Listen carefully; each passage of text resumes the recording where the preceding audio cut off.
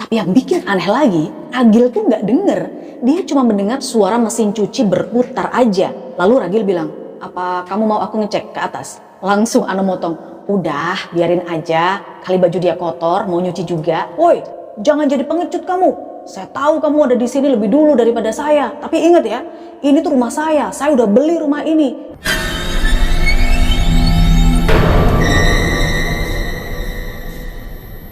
Hai teman-teman, Assalamualaikum. Terima kasih kamu sudah klik lagi video ini. Kali ini aku akan bercerita sebuah pengalaman horor. Pengalaman horor ini dialami oleh Ragil dan Ane istrinya.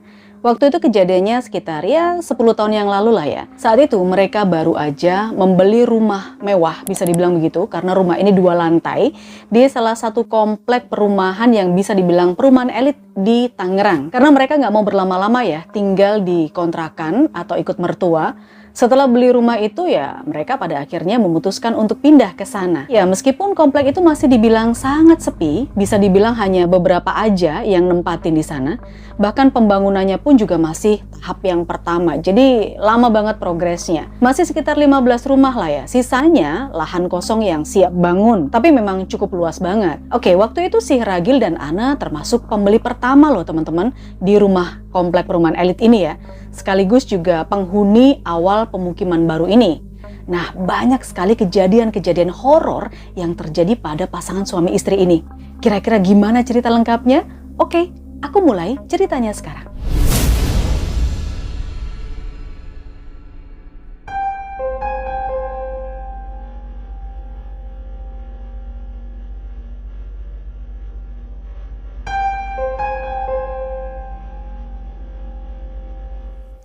Iya teman-teman, nggak pakai lama ya. Di hari pertama dan kedua mereka menempati rumah baru ya sekitar jam 8 malam ke atas. Aneh banget nih, rumah mereka ini kayak selalu ramai, ribut banget, khususnya di lantai 2. Seperti bisa dibilang ada hajatan atau mungkin pesta kecil. Terus juga ada suara-suara bapak-bapak lagi rame, ibu-ibu lagi ngobrol. Bahkan suara anak-anak yang berlarian.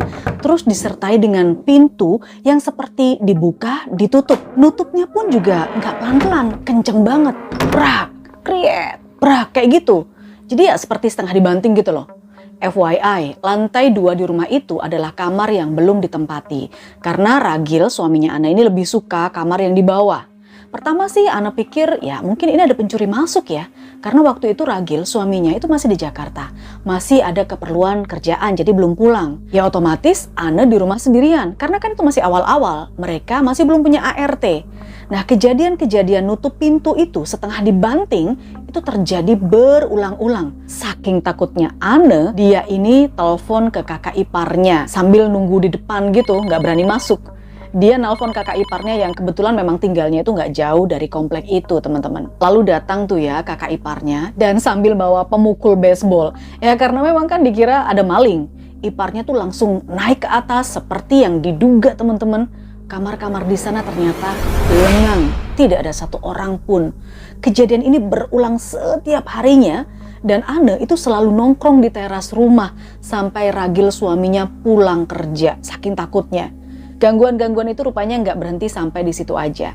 Lampu sorot LED yang letaknya ada di atas laundry area itu nyambung ya dengan kamar pembantu di lantai 2 bagian belakang katanya. Itu selalu meletus. Tiap dipasang, tas, meletus, mati. Diganti lagi, tas, mati lagi, meletus. Begitu terus. Umur lampu LED sorot ini nggak pernah lebih dari 3 hari katanya. Itu garansi toko. Jadi setiap 3 hari, Ragil itu pergi ke minimarket lalu menukar lampu-lampu itu. Sampai pada 1 hari, stok di toko itu juga sudah habis. Ragil merasa kesel banget dengan gangguan-gangguan nakal ini. Ragil dan Ana lalu berkonsultasi ke pendeta mereka. Ya FYI mereka memang pasangan Nasrani.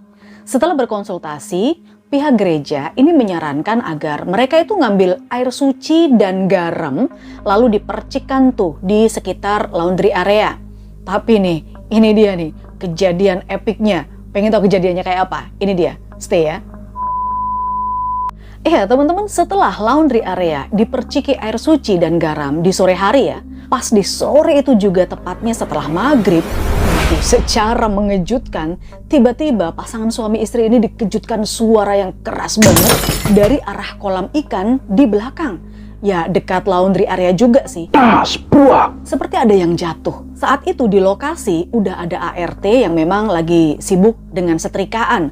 Buru-buru tuh Ragil begitu mendengar itu, dia sama istrinya langsung lari ke belakang buat ngecek. Di sana mereka sudah menemukan mbak-mbak ART-nya tuh jongkok ya di bawah meja setrikaan dengan wajah yang sangat pucat pasi ketakutan. Ya pas dicek lagi ternyata ada selembar genteng. Ya selembar genteng ya, bukan selembar kertas. Selembar genteng terlempar dengan sendirinya ke arah tembok kolam ikan sampai pecah berkeping-keping lalu masuk ke dasar kolam ikan. Genteng itu katanya Ragil bukan terlempar sih, lebih tepatnya kayak dilempar gitu. Melihat kejadian itu Ragil ini bener-bener marah, emosi dia naik darah.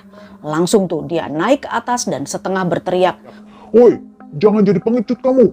Saya tahu kamu ada di sini lebih dulu daripada saya. Tapi ingat ya, ini tuh rumah saya. Saya udah beli rumah ini. Jadi rumah ini juga milik saya." Nggak sampai di situ aja, dia teriak lagi, "Kalau memang kamu berulah dan nggak bisa berdamai, ya udah aku pastikan kamu pergi dari sini."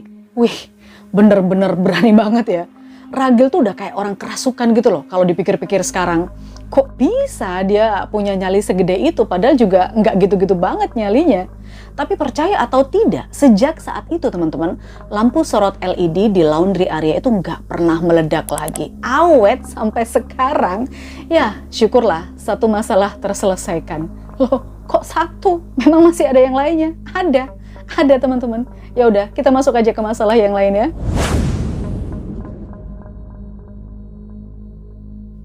Kalau yang ini benar-benar bikin merinding sih, karena seminggu sekali katanya nih ART-nya itu menemukan segelondong rambut hitam panjang di kamar mandi lantai 2 yang kamar mandinya itu sebenarnya tidak difungsikan, nggak pernah dipakai. Lalu selain mereka menemukan gelondongan rambut panjang, mereka juga sering banget melihat kayak bola kecil nyala yang selalu muter-muter di kolam ikan pada malam hari. Ih, menakutkan juga ya kalau sudah gitu ya.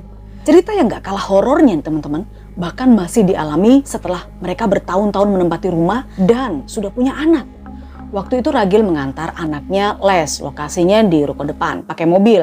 Nah HP-nya Ragil itu dicas, ditinggal di rumah dong otomatis. Dalam perjalanan di mobil ya kira-kira 50 meter lah dari rumah. Anaknya tuh bilang, "Pah, kok papa nelpon?" Sambil menunjukkan HP kayak gini, kan di situ kelihatan tuh di layarnya papi gitu. Ragil kaget banget melihat itu, bahkan saking kagetnya dia sempat ngerem di tengah jalan. Nada dering ya berulang kira-kira 3-4 kali sebelum akhirnya mati dengan sendirinya. FYI, HP-nya Ragil ini sebenarnya ada passwordnya loh teman-teman. Ya kayak kita punya handphone di password. Kayaknya nih hantu keren banget ya, bisa tahu password HP juga. Gangguan-gangguan masih terus berlanjut. Ini masih hangat karena baru terjadi beberapa bulan yang lalu.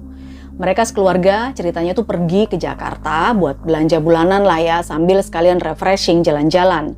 Nah Ane pada saat itu ternyata lupa matiin kompor. Dia tuh merebus pakai saucepan gitu loh di atas kompor dan lupa untuk matiin kompornya seharian. Bayangin mereka tuh berangkat pagi lalu pulang sore dan baru keingetan pas masuk rumah. Ajaibnya saat masuk rumah sekitar jam 4 sorean, itu kompor masih menyala dengan api yang tersetel paling maksimal. Terus di atasnya ada saucepan yang memang udah nggak ada airnya, tapi tanpa gosong, tanpa asap. Seakan-akan penghuni rumah di sana itu mau bilang, "Ini loh, kamu lupa matiin kompor, udah aku jagain dari pagi." Kalau udah gitu kan udah nggak masuk akal ya. Secara logika, pasti pen di atas kompor itu bakal gosong, wah bisa sampai kebakaran juga tuh kan. Ada juga kejadian yang gak akan bisa dilupakan Ragil sama Ane. Ini memang epic sih ya. Waktu itu mereka baru pulang ke rumah dari luar kota. Situasi memang ya hampir menjelang tengah malam, di malam Jumat pula.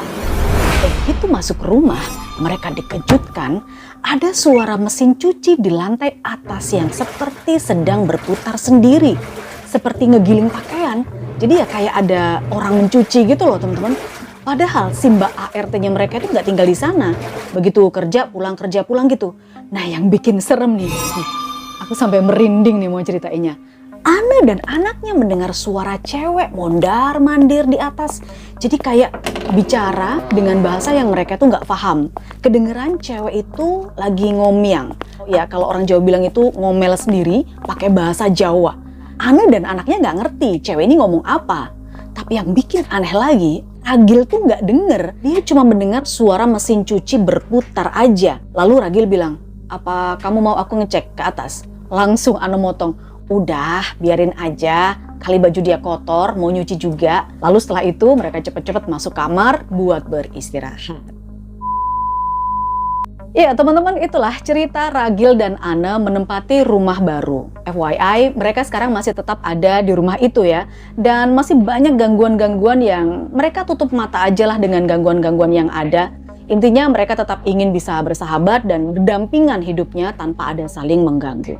Ya, Ana dan Ragil mudah-mudahan langgeng selalu, damai selalu, meskipun rumahnya berhantu, tapi tidak mengganggu keharmonisan rumah tangganya ya. Oke teman-teman, kasih dukungan channel ini dengan kasih jempol ke atas ya, like, subscribe, tonjok lonceng notifikasinya. Aku Emma bakal kembali lagi dengan cerita horor baru yang lain. Stay di sini, bye-bye.